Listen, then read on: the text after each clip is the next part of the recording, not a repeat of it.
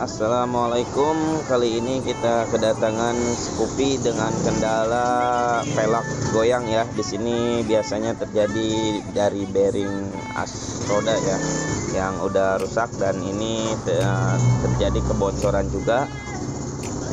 Nah, kelihatannya di sini dia olinya udah rembes ya. Nah, yang pertama kita langsung saja bongkar di bagian spiti. Nah, di sini kita membuka bak spiti dengan kunci 8 ya. Bisa menggunakan kunci T8 juga ya. You don't understand the pain it brings. You don't ever wanna give me wings. You don't ever wanna set me free. You know I'm addicted to you, and it's twisted. You've been gifted with the evil voodoo. Got me coming back for more even. Nah, setelah terlepas bagian bak spiti ya, kita akan membuka baut di bagian mangkok spiti ini ya. Nah, dengan cara kunci ya penahan mangkok agar tidak mutar, dan kunci 19 sok ya. Nah, di sini kita langsung lepas saja bagian mangkok spiti, dan bagian pulinya kita buka juga. Nah, ini dia setelah terlepas seperti ini. Setelah bagian spiti terlepas semua, kita lanjut ke bagian sebelah kanan. Kita lepas knalpot ya. Sini karena kita akan membuka velg juga ya. Di sini kita akan buka dulu bagian knalpotnya. Setelah knalpot dilepas, kita akan membuka velgnya juga ya.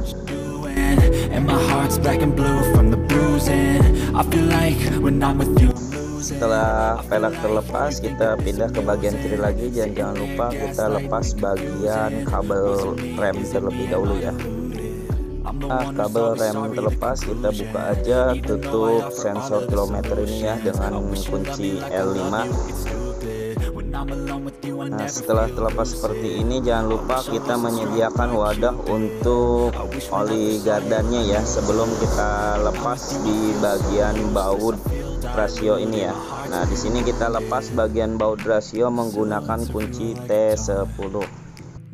Setelah terlepas bagian bautnya, kita pukul saja secara perlahan ya agar dia terdorong keluar. Nah, setelah terlepas, kita cabut aja seperti ini ya. Nah, setelah terlepas seperti ini, di sini ada seal. Nah, ini dia ya bagian seal as roda. Ntar kita lepas. Nah, di dalam seal ini ada bearing. Nah, ini dia bearingnya yang menyebabkan velg goyang ya. Di sini kita akan membuka bearing yang as roda, dan bearing yang ada di bagian crankcase-nya juga ya. Kita cabut. Nah, di sini kita cabut di bagian crankcase terlebih dahulu.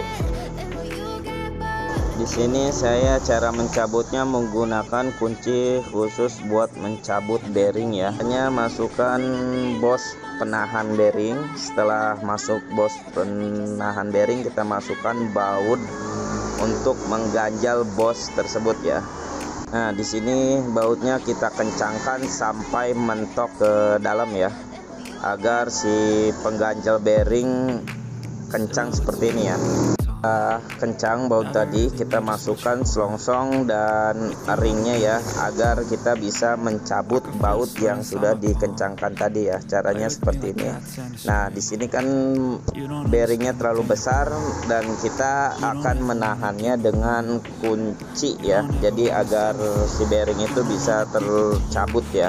Nah, setelah tertahan seperti ini, baut tadi kita tahan dengan obeng, dan si murnya kita tinggal kencangkan aja seperti ini sampai si bearing terlepas atau tercabut keluar ya. Nah, ini dia hasilnya ya setelah tercabut keluar seperti ini ya. Nah, untuk di bagian bak rasio ini kita harus lepas dulu si seal as rodanya ya dengan menggunakan obeng.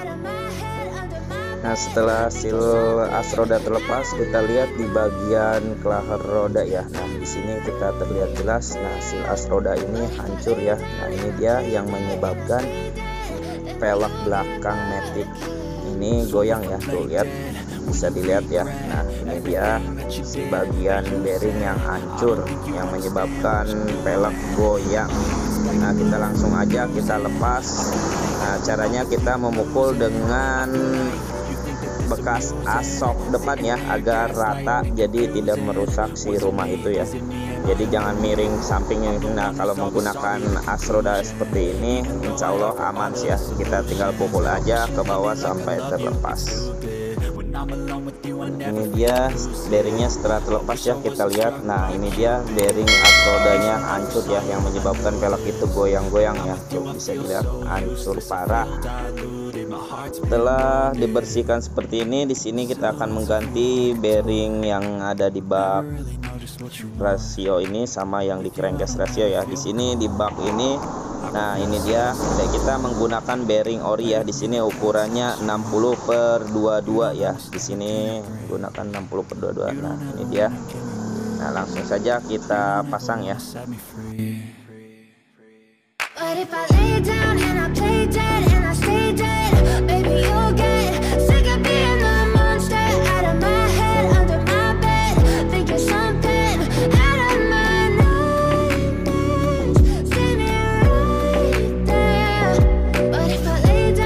Setelah terpasang di bagian bak rasio ini, kita lanjut memasang di bagian crankcase-nya ya.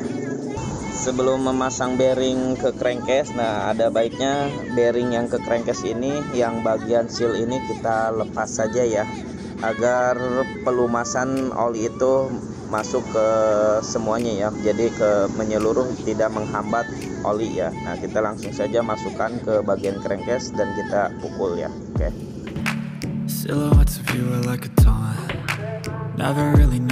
Setelah terpasang bearingnya, di sini kita akan merakit gigi rasio. Nah, di sini kita akan memastikan dulu bearing-bearingnya, dan setelah kita pastikan semuanya bagus, kita lanjut pasang gigi rasionya ya, seperti ini. Addicted to you, and it's twisted, you've been gifted with the evil voodoo. Got me coming back for more, even when I've been screwed. Setelah pemasangan gigi rasio, kita lanjut ke bagian baknya. Nah, di sini sebelum kita pasang tutup bak rasio ini, kita pastikan sealnya pasang dengan benar ya. Di sini menghadapnya ke luar ya, atau ke dalam as roda ya. Jadi pastikan cara memasang sealnya itu jangan sampai terbalik ya. Nah, di sini kita pasang seperti ini.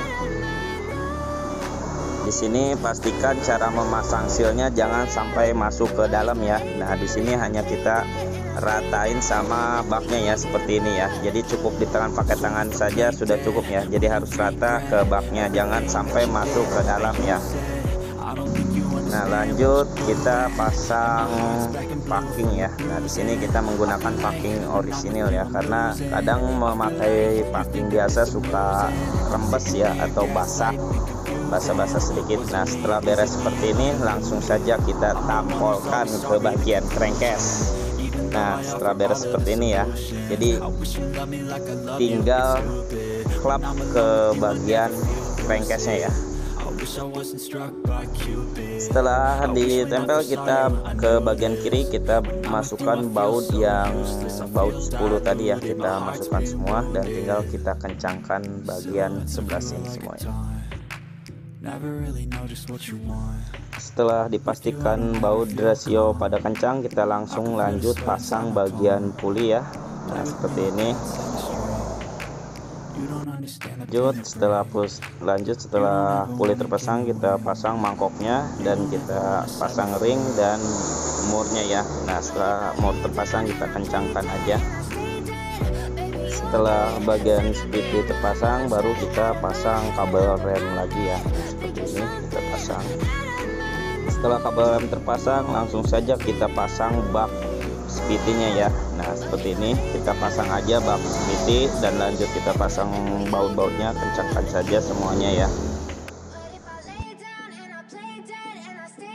Nah, jangan lupa kita pasang lagi baut sensor kilometernya ya, seperti ini.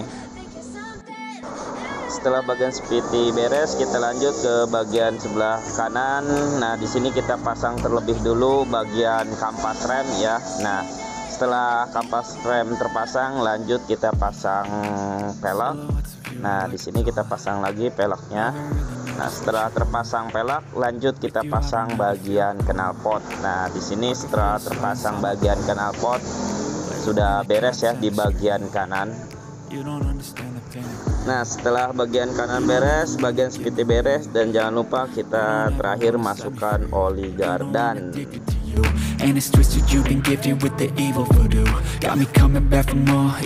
Nah, terakhir kita tinggal setel rem bagian belakang ya. Nah, di sini setelah di setel dipastikan semuanya sudah beres. Nah, ini dia hasilnya, kita lihat, dan pelek pun tidak bergoyang lagi. Nah, ini dia ya. Nah, hasilnya ya aman dan diputar juga halus. Nah, itu dia, cukup sekian untuk video tutorialnya.